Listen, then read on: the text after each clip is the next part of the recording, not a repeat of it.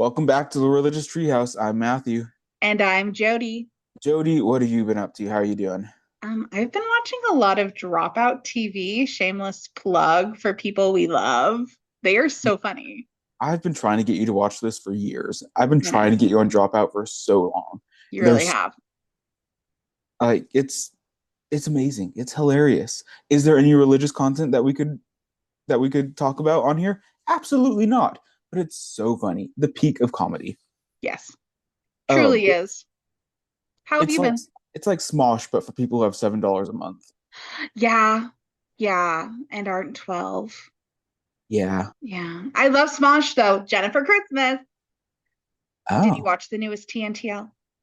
No, I haven't watched Smosh in quite a while, sadly. Other than that, how are you doing? I'm doing great. I have two huge updates. One, Okay. for all of you that have been following along, the bookshelves are complete. They've been reorganized, they've been resituated. Are they in order in the bookshelves? No, not yet. But all of the books are on the correct shelves that they belong in, and I'm so excited. It's doing great. I learned that I had a whole lot less fiction than I Mm. initially thought I did. So we've relegated one bookshelf downstairs for fiction, and then all of my many bookshelves up here are for nonfiction, which is so exciting. Um, and I sent you pictures, and I know you Yeah. just love looking at all my bookshelves because Oh it's no. so. It's so good. I can now browse through all of the books Matthew has because I have photographs of Yeah, every single one. there's also an app called. Let's talk about shameless plugs. Okay. Um, there's an app called Libib, which you can just like put all of your books in, and it like tracks all of them like a library catalog, Ooh. which I have done because I am that way. Yeah. So I can also share you that link, and you can see all my books. Fantastic. And I'll give you some fiction recommendations. Many thanks. Comment below if you want pictures of my bookshelves. um, and then the second update, I saw Hades Town last night for a Mm. second time, and I know that these episodes are coming in out of order, so you all out in the world have not heard me talk about Hades Town yet, but I've seen it again, and it was so good. And I would like to retract some of my complaints Okay. from the episode that are coming out next week. That because Oh, time is you want to it's get ahead I want to get ahead of it. of the cancellation. I want to get ahead of it. Reeve Carney was better than I let on in the episode that is about to Okay. come out. Yeah. So everyone listen to this now and be like, what is he talking about? Who is Reeve Carney? And then next week, when you hear me talk about Hades Town, you're like, wow, this guy's really critiquing this guy, Reeve Carney. And I am saying now, in the future, that I was wrong. Yeah, I'm sure I'll regret what I said. I do want to get out in front of me being so critical because Matthew did call me out for my lack of consistency because I'm able to suspend belief when it comes to things like Prince of Egypt and Jesus Christ Superstar. But for some reason, Orpheus and Eurydice. Anyways, it's good. It's good. I don't want to be picky about the source material, especially not after watching so many videos of people going after the Odyssey and being like, is that what I sounded like? Oh no. Did you see the Odyssey yet? No, not yet. I ask you this every week. Well, So good. it's currently between the Odyssey and Spider-Man. It's like, which Tom Holland do The I Odyssey, want to be with? obviously, I haven't seen any of the new Spider-Man because I'm worried that it's not going to be the true Spider-Man. Okay, well, Like, let's talk about what is a true Spider-Man. sure. Because Tobey Maguire, obviously, the original, great, fantastic, the chemistry between him and Yeah. Kirsten Dunst, wonderful, magnetic. He is Spider-Man, but then you get Andrew Garfield, who's a little more down to earth, Okay, let's not salt of the overlook the earth. emo Tobey Maguire in Spider-Man 3. Like I think that needs to be recognized Okay, and adored. we recognize, But yes, continue. It's very, been very recognized comic and book. now we can move on. Yeah, yeah. Yes, very much the comic book, but Andrew Garfield, he was one of the people. He was he was just a New York boy. Whereas Tom Holland's Okay, Spider-Man and that's has the the point. athleticism Hold I on. wanted. Hold on, Jody. Yeah. That's the whole point of Spider-Man. Having no context for Spider-Man apart from the Tobey Maguire and Andrew Garfield movies, the whole point of the Spider-Man is that he's just your friendly neighborhood Spider-Man. He is a poor boy, Yeah. to reference another movie that we haven't talked about yet. But he's a poor boy doing the best that he can. And then the only thing that I know about Tom Holland Spider-Man is that he's buddy buddy with Tony Stark. And like he's got the money and resources. And a Spider-Man who has money and resources is not Spider-Man. No, okay. But Tom Holland's Spider-Man has the athleticism you want from a Spider-Man. The way his body moves, because he's a dancer. And so there's just this the movement of this Spider-Man, something about it feels more natural to me than it did the other two. But I love all three, and I loved watching all three in one movie. And that is my favorite thing. Yeah. Maybe You do I'll know they were all in one movie at one point, yes? I did not. Yes, they have a movie with all three Spider-Men. What movie?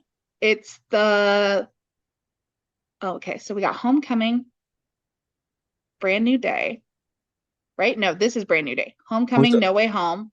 Is this a Spider-Man movie where all three of them played Spider-Man? Yes. Oh, fascinating. That could be Yes. something. And Andrew Garfield got to save Zendaya because he couldn't save Gwen Stacy. So he got to save the new Spider-Man's MJ. And it was very heartfelt.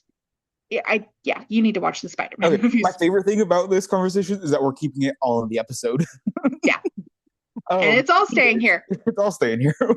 Anyways, let's get on track of whatever track that this is. We're doing a weird episode this week. Instead of like talking about something, we're talking about some things in which we sent out to the interwebs. We said, ask us questions.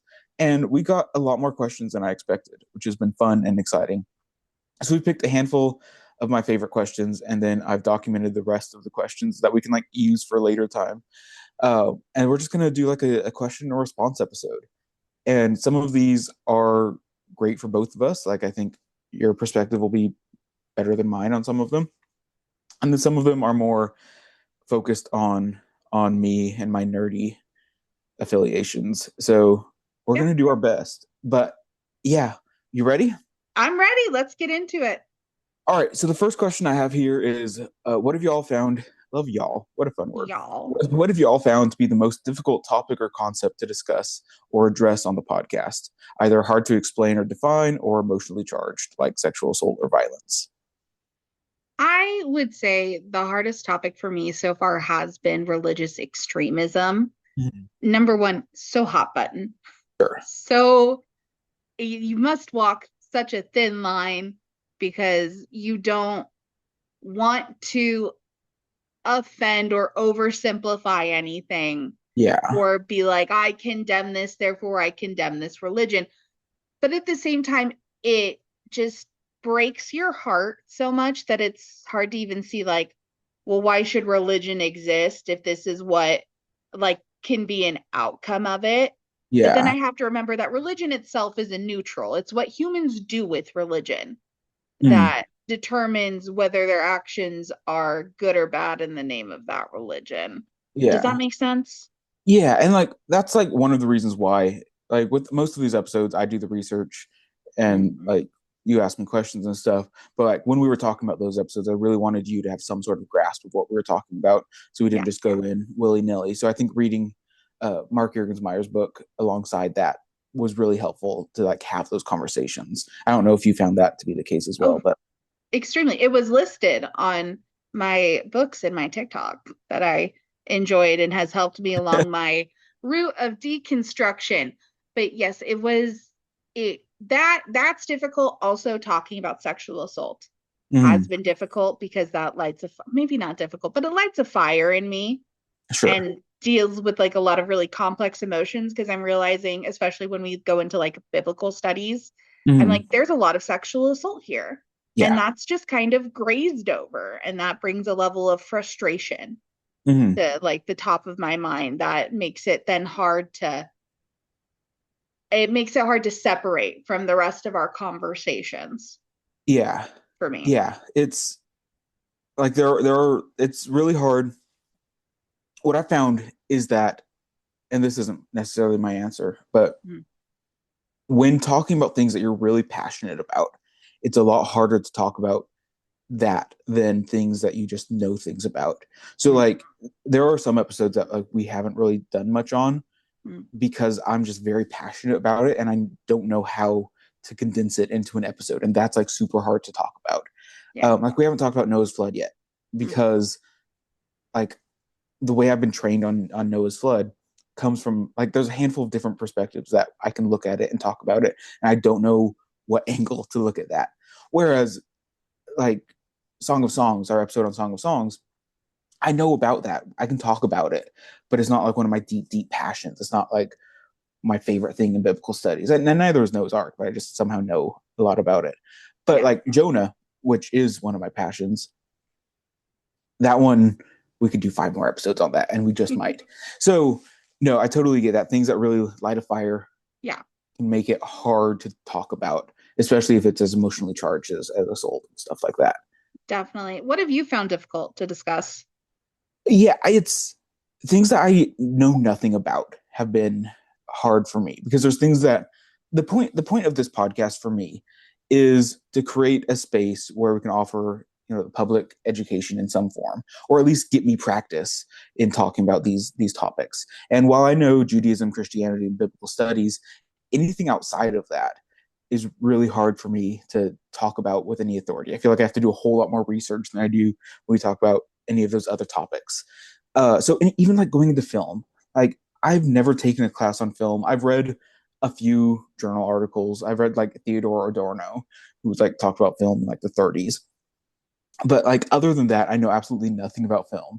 So the fact that we have like half of our episodes now dedicated to film, Yeah. it's very hard for me to find the language because that is not anything I know anything about. We can talk about the religion in there for sure, Mm. but talking about the film themselves is not a strong point for me. Whereas I know you have studied a lot more theater and stuff like that, and you can Yeah. talk more about film studies than I can. Yeah. And then on top of that, when we step outside of Judaism, Christianity, and the Bible, and try to talk about like on our religion and violence episodes, when we Mm. talk about Islam or Hinduism or Buddhism and stuff like that, I'm really outside of my wheelhouse, and I want to Yeah. be careful not to say anything wrong because I'm speaking, somewhat authoritatively, or at least we're Yeah. trying to. And I don't want to come across as saying something that is true when it's really a topic that I'm not, educated on. So like I do try to make it clear when I'm Yeah. not comfortable talking about a subject. But that being said, these are things that should be talked about. And I think using this platform as a place to practice these conversations for whatever we get up to in the future, I think is Mm. a good thing that I'm really excited about. I think it really shows your heart and your dedication to your mission that the things you find difficult to talk about are things you're just not as knowledgeable on. Mm. It's just that, like at the beginning and then you're like, I just don't have enough knowledge on it. But the things you do have knowledge on, you can speak very well about. But you're so purposeful with your words and you're you want to make sure you are saying things Yeah, that are correct and that are coming from a place of knowledge rather than ignorance. And I think that's right. very noble and makes you a good person to Yeah. do this. And I hope this has been good exercise. It has been great exercise, and I appreciate what you said because there's so much misinformation out there already. Like Mhm. it's just everywhere. Like you can find it on whoever's spewing AI. Like it's just out there, Yeah. and I want to do whatever I can to add to the solution, not muddy up the waters and create more problems. And I think there's great people out there that are doing similar things to us, but like in a very different way. Like Dan McClellan, he Mhm. does a lot of like misinformation mitigation. I think Yeah. that seems to be a lot of what he does. And that's not necessarily what I want to do. Like I Mm. want to present these themes and ideas and perspectives as a way for people who consider these religions to be their own or the Bible to be authoritative.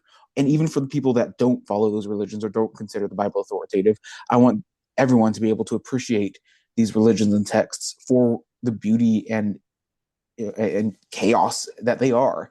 Yeah. So like I think there's a difference in my perspective and goals for this conversation that I try to be careful about. I think you do it very well. Thank you, thank you. Very proud to be doing this with you. What's a term or phrase that every major translation gets slightly wrong in your view? And what does the mistranslation change? Yeah, so there's nothing really out there. I assume they're talking about the Bible and me knowing Hebrew, not Greek, the Hebrew Bible. Yes. So there's a few passages that you can go to see if it's a bad translation. Um, like there's if you look at Isaiah, where you say, is it going to say the virgin will conceive, the virgin has conceived? If it says the virgin will conceive, it's a bad translation and is based on Christian theology that is influencing the translation way more than it should. Mhm. Uh, so there's a few places that you can look to see if it's a good or bad translation.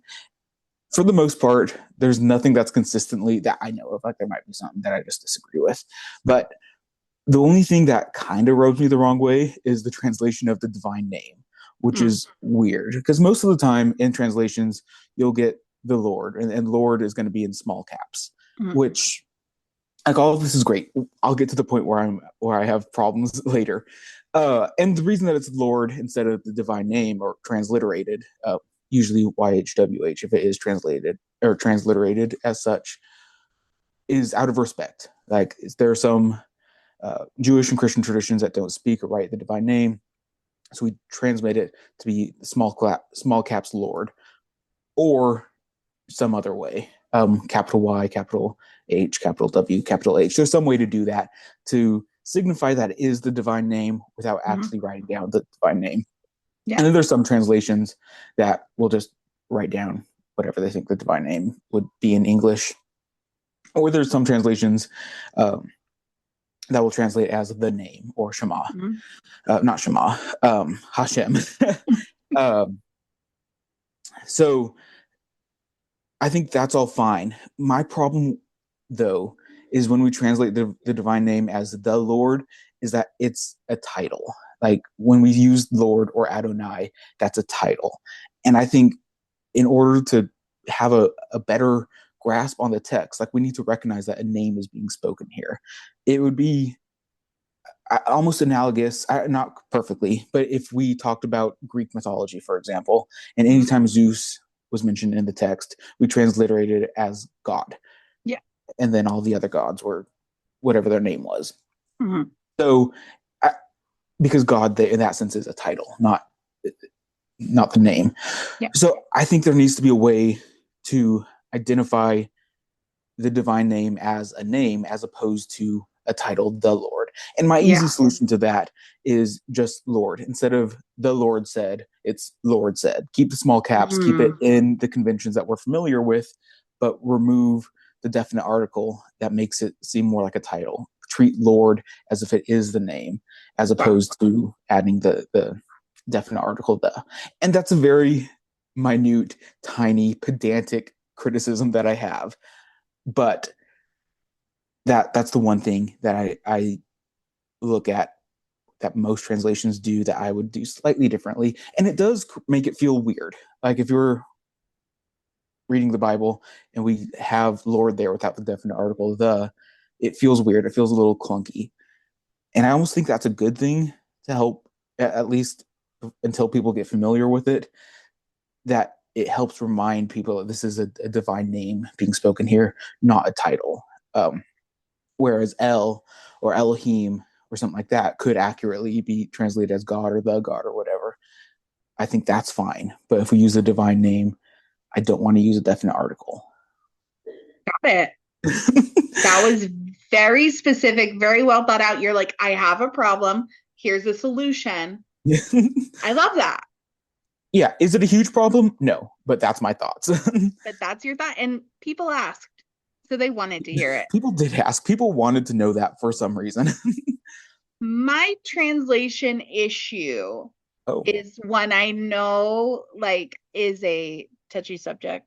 yeah. Because there is the thought that it, the word gay, like, Mm, or pedophile, I have heard at some parts. I think there are some words that have been changed to drive specific goals in mind. That being said, I know the Bible yeah. is not as pro gay as I would want it to be, but I also know it's not as anti gay as some other people would want it to be.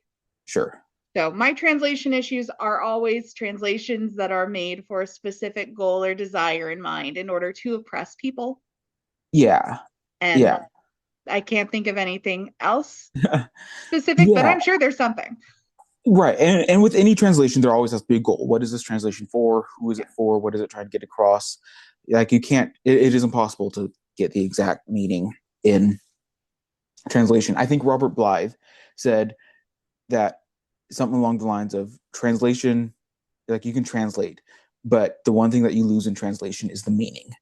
Mm. And that's true. So you have to like choose who you're writing for and your purposes and your theologies and stuff. Um, that being said, yeah, there are some problematic theologies that are being pushed by. Um, I think there's a documentary that came out a few years ago, 1946, about the inclusion of the word homosexual in the Bible that didn't happen until 1946, Mm. and then imposing our modern views of homosexuality onto ancient texts that didn't have that same way of thinking about that as us. Yeah, I definitely Yeah. think there's a problem there. So yeah, a valid concern. Yeah. Perfect. All right, next up we have a fun one. Ooh. Who are your most and least favorite popes and why? Well, number one, my most favorite pope is our current pope. Love him. Anti-AI. He's from Chicago. He's an American, our first American pope. And I'm not usually a nationalist, but I'm very much waving the flag when I think about him. I don't know. He just seems so wholesome and down to earth, and he just loves his baseball and his pizza and is so relatable. That being said, I don't love the institution of one man being in charge of an entire religion. Sure. And Matthew and I had a little bit of a text conversation about my least favorite pope, and he said, I'm going to be pedantic. And then I sat and I thought about it, and I said, well, I can either give an answer that is for the religious scholars, or I can give an answer that honors the religion and the spectrum of people who recognize who and what a pope is. And to those people, the first pope is Peter. So my answer is Peter as Yeah. my least favorite pope. I really just think the Bible should stop after John, Yeah. and or at least the Greek Septuagint. I think we get Matthew, Mark, Luke, and John. We're done. We don't need this other man's writings. Yeah. And Septuagint is just the Old Testament Hebrew oh, Bibles. Yeah. got it. Never mind. Yeah. Forget what I said. See, and I'm ignorant, so you shouldn't listen to me. But I'm going to tell you, my least favorite pope, Peter. Oh, yeah. I mean, interesting choice. Generally looked upon favorably by most Christians. Most of the good guys in the Bible generally look favorably upon Peter. Was he the first pope? Maybe. Was the institute of the Pope established probably like a few hundred years after Peter? Probably. Yeah. But like, sure. Like traditionally we attribute Peter being the first pope. And Okay. yeah, support that. Yeah. The scholars could not even agree. No, I could get no specific. They were like, maybe it was Gregory, maybe it was Linus, maybe it was Leo. And I'm like, well, if you cannot give me a definitive, but the Catholic Church is going to look at me in the face and give me a list and say Peter was the first pope, I'm answering Peter. Yeah. Oh, yeah. What's And your then thoughts? my thoughts. Speaking outside of Catholicism, I don't know if it's my place to answer this. Like what makes a good or bad pope? Who knows? I'm not Catholic. That being said, I think there are some fun popes out there. One of my favorite is, well, I guess they're combined. There's Pope Formosus and there's Pope Stephen VI, who came back to back to each other. And I think they're so fun simply because of the Cadaver Synod. Mm-hmm. What is the Cadaver Synod, you ask? What is it? Well, in the year 897, not 1897, 897, Pope Stephen VI exhumed the dead body of Pope Formosus. Dead Pope Formosus out of the grave, and then he dresses up Pope Formosus' corpse in like his ecclesiastical robes, and then put him on the throne, and then put him on trial. They're like, we're gonna put this dead pope on trial. So then Pope Stephen VI accused Pope Formosus of usurping the papacy, buying the papacy, stuff like that. And then they found him guilty. And then, maybe that was because Pope Formosus didn't say anything during his defense because he was dead. They like found him guilty, and then he like took off all of his vestments, cut off his three fingers because like that's how they gave blessings like with the three fingers, and then they threw his body into the river. And then Pope Stephen VI, his reign only lasted for like a year because he was like arrested and strangled to death. And then his successor lasted a few months. And then like all of the popes just like, it was like a really dangerous era to be pope. Like people just kept dying and killing the popes back to back to back to back. But like this happened because Stephen VI wanted to like get rid of Pope Formosus for good. And like, because after like a holy person died, their bodies became relics and like would continue to be venerated by people. And so like Pope Stephen VI wanted to like deny this guy's papacy, make him like not venerated or anything, and then also like redact all the things that he did as pope. If Stephen could like put him on trial and say, hey, you were not actually a pope, you did not earn your papacy, that means everything he could have done during his papacy he could have removed, and then therefore Stephen could institute all the things that he wanted to institute. And then so they got rid of Pope Formosus's body, did all that, and then they were all good. And like, were these guys good people? No, absolutely not. Neither one of them were good popes. Are they my favorite popes? Absolutely, because what a fun story.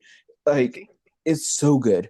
And then like no other popes have been named Pope Formosus after that because they're like, oh, this was a bad guy. And he was a bad guy. Don't get this wrong. They were a bad guy.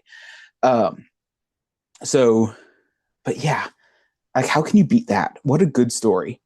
The drama of 897. Like, what else is going on in 897? You get a pope and you put him on trial after he's dead. Mm-hmm. So exciting. Favorite pope, hands down. Hands down. Now, in a little more serious, for my least favorite popes, we have Urban II, who reigned from like 1088 to 1099. He started the Crusades. Not a fan of that. Probably a bad guy because he did bad things. Yeah. And then secondly, we have Pope Sixtus IV. First of all, I feel kind of bad calling this guy one of my least favorite popes because he has a fun name. Sixtus IV. Imagine Sixtus V comes along, and all of the popes were hoping to be Sixtus VI. What a fun title that would be. Anyways, he started the Spanish Inquisition, which, again, not good. A lot of people died. Yeah. But he was like a big fan of the arts, and like the Sistine Chapel, which like he helped build, named after him. And then he also like instituted the Vatican Library. So he did some good things for the art. Does it make up for the Spanish Inquisition? Absolutely not. So Sixtus IV is also one of my least favorite. Wasn't he also responsible for like one of the first books on anatomy? Maybe he could. Yes, he was. I did a video on it. Oh, cool. Yes. I think I would have wanted to be Pope Sixtus VII. Oh, no. Saying it so. I think those were good choices. I think you had a lot better reasons than I did. Mine was just bookends. I'm like, I like the latest. I don't like the one who's being claimed as first, which I should have gone more into the other ones because, who really was the first one to lead the modern idea of what we call the papacy? That is an important thing. And like, I think we can helpfully say Peter was the first pope. He's like, there's reference him to be leading the church in the Bible. So like, it doesn't upset me. I don't think it upsets anyone to say that Peter was the first pope. That's not true. It upsets some people. But I am upset about saying Septuagint when that is just the Old Testament. I will be beating myself up about that. But shall we move on to the next question? Yeah. How does religious studies as a field distinguish itself from theology? Where's the line between studying a tradition and practicing it? Yeah, I think this is something that gets really confused a lot of the time between religious studies, biblical studies, and theology. I think these are three distinctively different things that people just use interchangeably, and I think that's wrong. For the most part, I consider myself a biblical scholar. If I want to branch out a little bit, I'll do some religious scholarship. But never will I really step my toes into theology. Um, so religious studies is just kind of the broad study of religion. How is it practiced? What do these people do? And it takes influence from a lot of different areas of the study of like universities and stuff. So it takes from sociology, history, literature, and like biblical studies can be like a subset of religious studies, but also uses like economics and philosophy, anthropology, art history, like all of these different things to study religion. And like we won't even get into the topic. Talk about something that I don't know how to talk about is the definition of religion. We'll talk about that at some point. I've said that for the past 2 years, but we'll We talk should, about it at some point. yeah, we should talk about that in conjunction with this flying spaghetti monster. Yeah, yeah. I think that would be a good episode. But yeah, so religion is looking at religion, and we have Jewish studies, we have Islamic studies, material culture, all of these different perspectives that we can look at religion from. And then you can look at it from like an insider's perspective, look at the beliefs and practices and values from the perspective of those within the community, or you can look at it from as an outsider. And this is more of an anthropological problem as well. But like, look at the functional significance of why people do things, which is like those are the two main ways you can look at cultures practicing religion. What do the people inside say is happening, and what is happening functionally looking outside at it. Biblical studies very much more focuses on the Bible. How did the Bible came to be? Who wrote the Bible? How did the social and cultural and political and literary setting around the Bible influence it and help with the perception of the Bible and stuff like that? So like one question that we would ask that theology wouldn't ask per se, but theology might ask like, what is the nature of God? Biblical studies would say, how does the book of Isaiah portray God? How does Genesis portray God? And so it answers those questions using historical critical methods a lot of times, and also like literary studies and archaeology and other methods to analyze the Bible. And it doesn't concern itself too much with answering questions of divine importance or significance.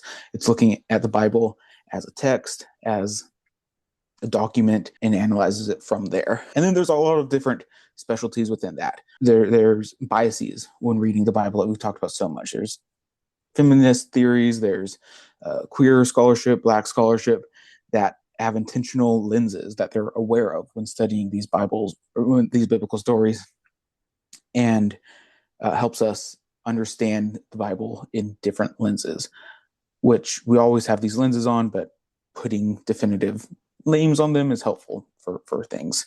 Theology does that as well. There's feminist theology, Black theology, all these different types of theology, but it relies heavily on biblical scholars to form these claims about what's happening in the broad scheme of things.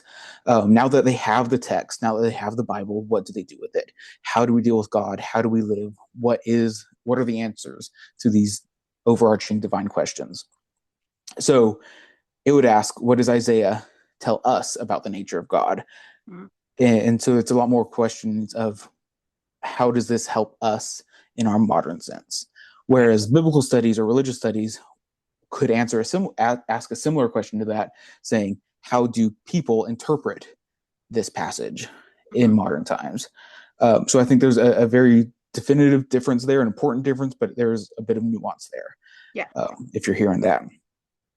But yeah, so there's a big difference between theology and biblical studies that answers very different questions. And I think that's important for people to realize. I don't know if that made sense of all the words that I said there, but are we tracking? Yeah. I'm Yeah. following you. I think I have a more simpler dum-dum answer. Oh, what's your answer? Religious studies looks at the creation of religion in response to the social, political, and economics of the time it was created, and how it adjusted and added layers with the evolving circumstances. Theology is a reflection of the current climate and how that religion is interacting with the powers of today. I don't know. I don't know if that's. I think to an It's extent. probably not totally accurate, but because like I should have gone more into theology. Like I think I know people can really like go back relate theology to like past Yeah, and things like that. But I really feel like a lot of people pick and choose based sure. upon what they want the outcome to be today. A lot of Yeah, times but I don't think that's theology. it's I very don't think that's oversimplified. study of theology by any means No. whatsoever. That's, um, I think, well, I think there's a difference between the study of theology Mm, and people making theological claims, mm, because you'll get everyone on the internet making theological claims, yeah. and those should largely be ignored. But there's Yeah. people who study theology, and I think that generally, apart from like apologetics, which is, we'll talk about apologetics some other time, but theology for the most part has much more, much clearer boundaries that it uses, and history and practices that it uses, as opposed to just random theological claims thrown out on the street corners. But yeah, as a reflection of the current culture, I think that's accurate, but it's not intentionally accurate. Unless you're intentionally looking from the feminist or the black or the queer theologies that do exhibit. So Did you yeah, at least like what I said about religious studies? yeah, well, yeah. I think it looks at more than just the creation of religion. But yeah, But the way it definitely, we're good. interacts. Fine. We'll accept that. There are some of these questions that are purely just Matthew specific, but I was like, I'll take a crack at it. Yeah, I'll see what I can muster up. yeah, But it's fine. We're about to go to a Jodie question. yeah. We are. Let me find it because that's my job to ask these questions. Oh, if you had infinite money to buy any given religious artifact to have in your possession, what would you want to have? Or a specific text, piece of art, a relic? What would you like, Jody? Okay, first things first, I want the Vatican. I want to look in every single nook and cranny. I want to live in the city. I want to live in a castle. And what is the Vatican but a castle to God? Sure. So number one. Also, while in the Vatican, I would look for the other thing I would buy, the Ark of the Covenant. That is being sold on the black market. You can't convince me otherwise. Okay? Someone has it in their basement. Okay. I'm willing to buy it for 50 cents in a pickle. Okay. Okay. Okay. Remember the whole thing about like not spreading misinformation, Jody?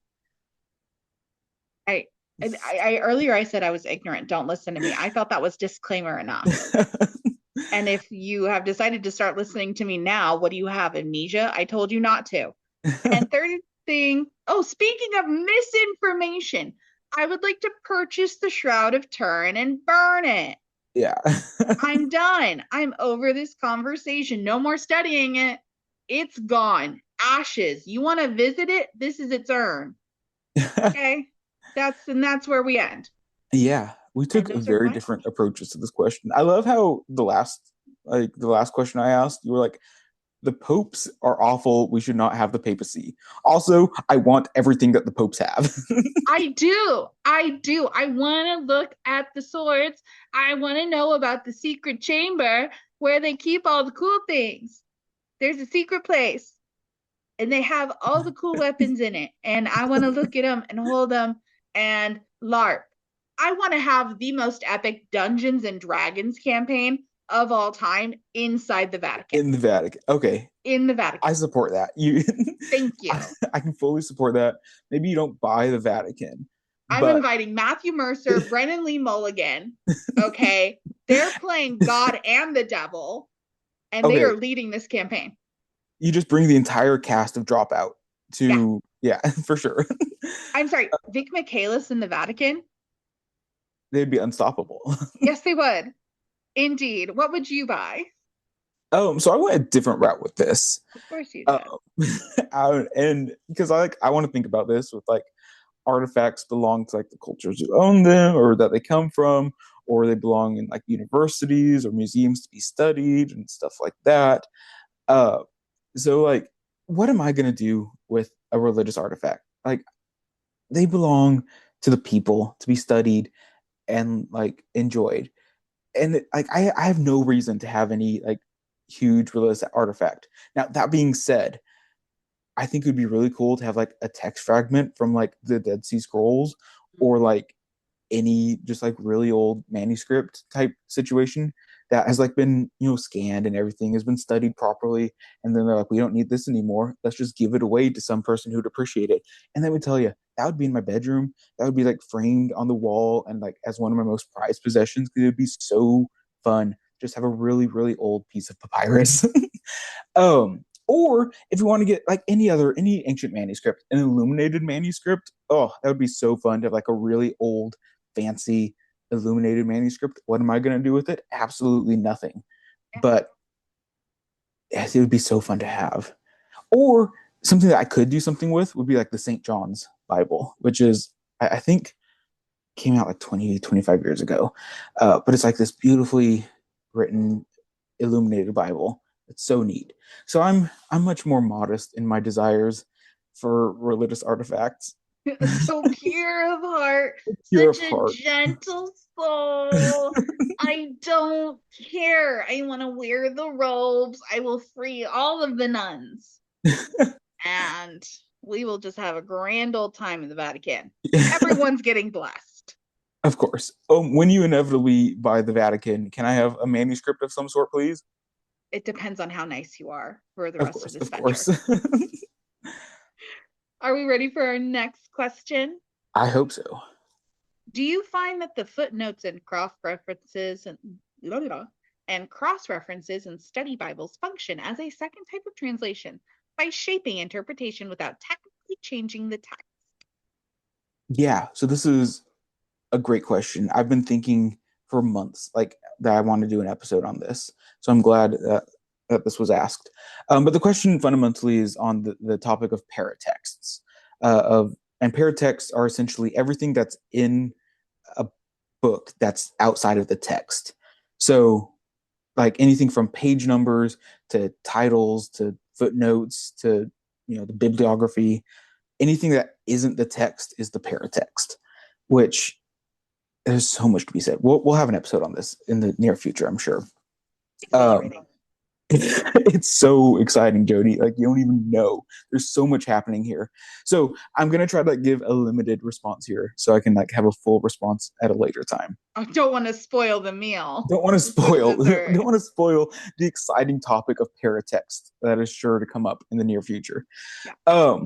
But I don't think that it functions as a second type of translation. I think it's a necessary part of translation. Um, and I guess what this person's asking for particularly is like the footnotes and cross references, which isn't necessary. But the paratext for sure is necessary in translation. And as for like chapter numbers and verses, we'll just talk about that as the form of paratext, as that's probably most on our minds. They are really functional as marketing tools and ways to organize information and stuff like that. So like when people ask me what Bible should I read, I always recommend the SBL Study Bible in the NRSVUE translation because it has the most up to date and generally accepted academic translation of the NRSVUE. And then the study notes and stuff happening there are great and the most up to date. Now, the new Oxford Annotated Bible is coming out with a new edition in the next year or two, and I'm really excited for that. The text itself is not changing. However, the paratext, the notes, the introductory essays and stuff, those are changing. And that's really exciting to me. And so what these paratexts do for a lot of times in modern society is act as a marketing tool of some sort. Now, as for the text itself, there are paratexts that exist within there in the chapter numbers and the verse numbers and stuff like that. And I think at times those very much do influence our translation more than we think, or our interpretation more than we think. And I think we can look at Genesis 1, for example. Like Genesis 1:1 is best translated as an independent clause. It's not a full thought. It's not a full sentence. When God began creating the heavens and the earth. That's verse 1. That's not a full thought. So I think even there, it kind of cuts itself short. And then chapter 2 starts in the middle of the story of Genesis 1. Like chapter 2 starts like 3.5 verses too soon. And it would make a lot more sense for chapter 2 to start in the middle of verse 2:4. And that's the other question. Why is verse 2:4 splitting up two different thoughts? So the fact that we've become so accustomed and so used to these chapter breakings is very influential in our interpretation. And I think it's very cool or very important to recognize these interpretation choices that are being made for us. And there are other translations, like Robert Alter's translation of the Hebrew Bible. It's a very good translation. And he adds all of the verse numbers on the side, to the side of the page. Kind of like if you've read poetry, you have like the line numbers, like line 40, line 45. Instead, there, it's off on the side. And it's, verse 1, skip 2 lines, verse 2, or however it works out. So it's not in like the middle of the line. We just know that verse 7 starts somewhere on this line. And that's an interesting way to present this because it kind of eliminates the divisions that are created there. Mm-hmm. And there's other Bibles that are created that don't have chapter numbers or verse numbers at all. Um, and then there's other Bibles that most Bibles that you're familiar with are like 2 columns per page. And then some Bibles are just like 1 column per page. And even that makes it feel different. So all of these different ways of presenting the Bible, I think very much influence our interpretation. And it should very much be, you should very much be aware of all these things that are happening.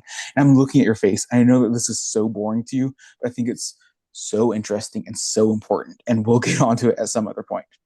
No, I find it very interesting. I swear. I don't know how to respond. I had to stifle 2 yawns. I was like, I wasn't prepared for this today, Matthew. Normally, when I know it, we're going into something that's very technical. And yes, it's very important because it does do all these things to you, but you're talking numbers and you're talking lines. And I drink coffee beforehand. I forgot to drink coffee today because I did not know. My response to footnotes, I find them helpful. Yeah, that's all. That's I it. will say, like, footnotes are a necessary part of translation. Yeah. And then the explanatory notes, your Bible should have explanatory notes. Like, it's necessary to read a 2,000-year-old text. You're going to need explanatory notes unless you are an expert on the language. Yes. But even so, like, your Bible should have explanatory notes. Yes. If you read, even if you read Beowulf, like, there should be explanatory notes there. The English there is so different. Yeah. Like any ancient text, you want more than just the text if you really want to understand there. And as for cross references in a Bible, I hate cross references because that one adds, that one is a very, very clear adding of interpretation to the story because there are cross references in the Bible for sure. Verses are in conversation with each other. Different authors are in conversation with different authors. But so many of these Bibles that have cross references just listed on the side are a lot of times just making things up and are adding connections that they want to be there. Well, yeah. And I think cross references are should generally be seen as a negative, and shouldn't be trusted. No, they're done in bad faith. As a general rule of thumb, ignore cross references listed in the side of your Bible. Ignore cross references, embrace footnotes, and hey, while you're at it, look at different ways to break up lines and verses. There's so much more to this. I'm so excited to force you into this episode at some other point. I will have 2 shots of espresso beforehand. Oh, amazing. All right. Our last question before we run out of time. How do you think religious literacy could change the world? Either politics, culture, etc. Okay, so I'm a little combative about this one because I think that religious literacy is going to be an important tool in dismantling some of the powers that like to lead negatively. So if you find this a bit combative of a paragraph, I don't apologize. I would hope religious literacy would knock people off their high horses and give them the ability to see individuals of different religions as humans. So much, in my eyes, so much of the hate in today's society stems from a purposeful misunderstanding that is used to justify the validity of one's own beliefs and has nothing to actually do with the opposing religion. They will say it does, but most reasons I have heard to dislike other religions are rooted in fear mongering in order to reinforce the beliefs of whatever religion that person is currently practicing. Now, listen, It's a very limited view. It's a very aggressive Yeah. view. I understand this. But I would hope that religious literacy would bring out an embracing. I like Mhm. celebrating different religions. I like celebrating different religious holidays. If we Yeah. celebrated all of the religious holidays and honored everyone's religions, it would be a 24/7 party. We could all just be having fun all the time. You believe your thing, I believe my thing, but we can celebrate together because Yeah. ultimately what we believe is we are human. We all deserve better and we all deserve to care for each other and ourselves. Yeah. No, I think for sure the problem I fully agree. I think the problem with the problem with religious illiteracy is that it fundamentally creates a misunderstanding, a miscategorization of the other, and it creates a definitive line between me and you. And I truly think that the biggest solution to that is education, whether that be in school or through public means such as this. I think that there needs to be a way to, invoke religious literacy as a way to teach people and become more familiar with those around them. It's so easy if you don't know anyone who's Jewish, if you don't know anyone who's Muslim, to create these stories of what they are in your head. And once you like get to know people and get to know a vast majority, a lot of people, instead of just having one person stand for an entire religion, I think it can really help open your eyes to understand just people and like the goodness of people. So I think religious literacy is important, if not the most necessary thing, if we want to create a peaceful society that works together to do good. The other thing is, I think, some of the problems with religious literacy that I've come across is that sometimes it tends to morph everyone into the same thing.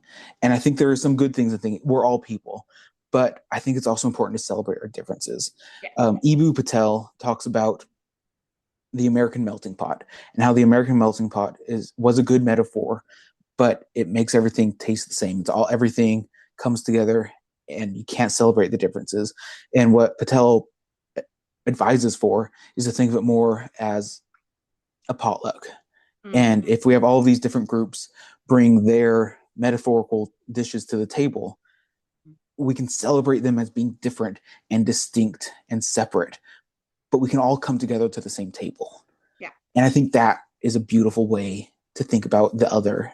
And it tears down the boundaries between the other while still recognizing the important differences between the Christian and the Muslim, the Jew and the atheist, the Hindu and the Buddhist. There are distinctive, important differences Mm-hmm. that should be celebrated and not just merged together into a singular melting pot. Yeah. And I think if we know more about other people, Mm-hmm. I think that can only do good things. Yeah. I think a lot of our discussion on this, though, has been aimed at like people who have different religious beliefs. I do want to pull in people who don't have any Yeah. religious beliefs, atheists. I do think a lot of atheists need more religious literacy. I think they lump everything together. Mm. Um, and a lot of this is coming based off of us watching Religulous because it opened up a door on my TikTok Mm. that I didn't know existed, which is, and if you don't believe, that's fine. Yeah. But this dismissal and I don't know really what to call it, but there's such it's a little hateful. Yeah. Um, Well, it's the rise of new atheism with like Richard Dawkins and Sam Harris and those people that are just totally dismissive of religion in general. And they miss the point entirely. Yeah. so I think a lot of those people need to sit down because they then start dehumanizing people who are religious while condemnizing religious people for dehumanizing other religions. Yeah.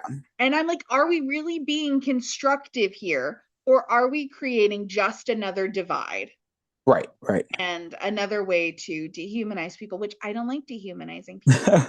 I will say I dislike a person, but I will still recognize they are a human.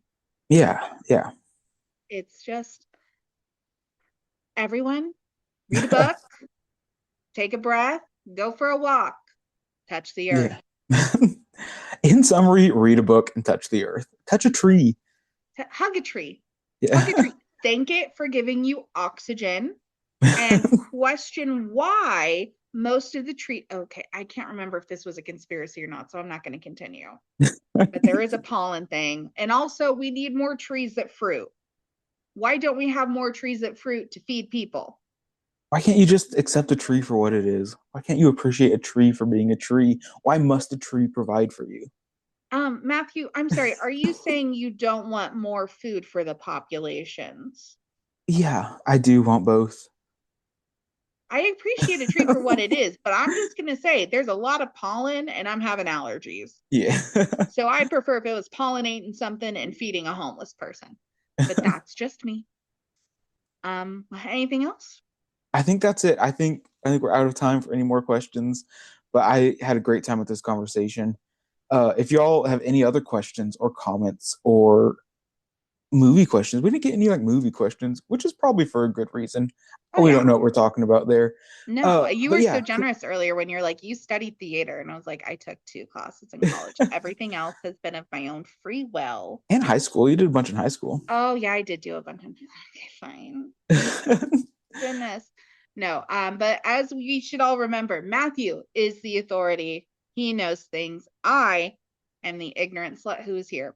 And we are Wow. happy to be Wow. and I am happy to be talking to you. We don't have to give this a rating or anything, but would you like to tell them where they could find us?